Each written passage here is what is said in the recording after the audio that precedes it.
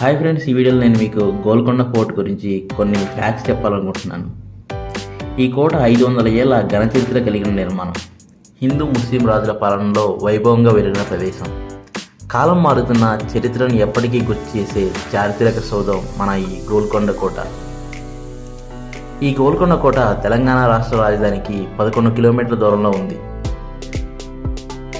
గోల్కొండ ప్రాంతాన్ని 1883 నుంచి 1323 వరకు కాకతీయులు పరిపాలించేవారు. 1336లో ముస్లిం నాయకులు మహమ్మద్ బిన్ తుగ్లక్ సైన్యాన్ని ఓడించి గోల్కొండ పొందారు. 1364లో గోల్కొండను పరిపాలించిన ముస్లిం కాబోయే భూపతి సంధిలో భాగంగా ఈ ప్రాంతాన్ని బహమానీ సుల్తాన్ మహమ్మద్ షాకు అప్పగించాడు. అప్పటి నుంచి 1512 వరకు బహమనీ రాజ్యానికి రాజధానిగా, ఆ తర్వాత ముస్లిం రాజులు కుతుబ్ షాహీలకు రాజధానిగా మారింది. కుతుబ్ షాహీ వంశస్థులు గోల్కొండ కోటను 60 ఏళ్లు పైగా శ్రమించి 120 మీటర్ల ఎత్తైన నల్లరాయి కొండపై శత్రు దుర్భేగ్యంగా నిర్మించారు. ఈ కోట బురుజులతో కలిసి సుమారు 5 కిలోమీటర్లు చుట్టుకొలత కలిగి ఉంటుంది.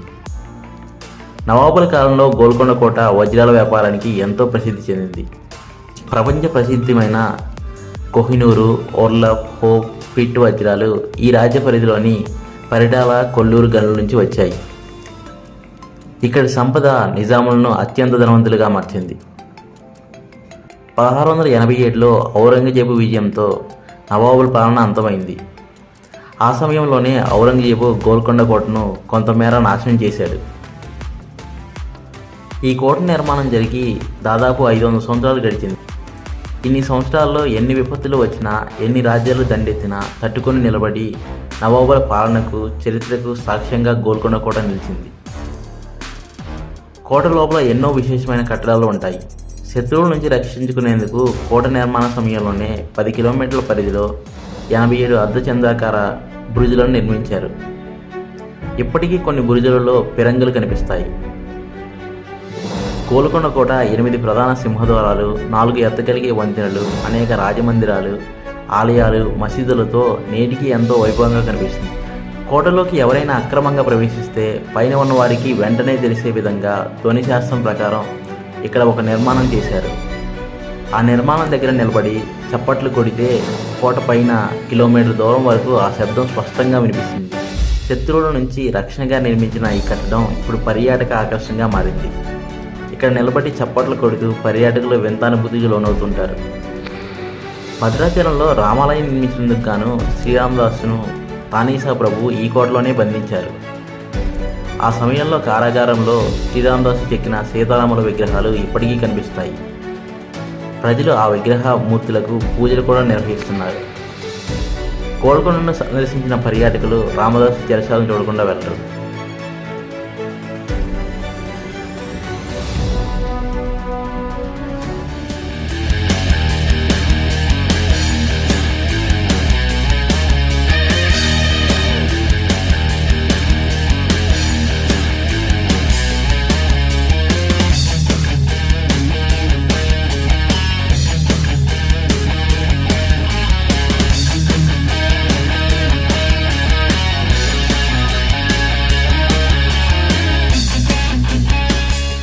గోల్కొండ కోటలో 3 అంతస్తుల్లో నిర్మించిన సభా మండపం బారదారి. ఈ మండపం నుంచి తూర్పు దిశగా చూస్తే నగరంలోని ముఖ్య కట్టడమైన చార్మినార్, మక్కా మసీదు, కుతుబ్ షా వంశముల శిథిల భవనాలు స్పష్టంగా కనిపిస్తాయి. ఇలా ఏ మూల చూసినా ఏదో ఒక ప్రత్యేకత కనిపిస్తుంది. మండపం పై అంతస్తులో రాజసింహాసనం ఉంటుంది. ఈ ప్రదేశం నుంచి చూస్తే నగరంలోని 30 మైళ్ళ విస్తీర్ణం ఎంతో సుందరంగా కనిపిస్తుంది.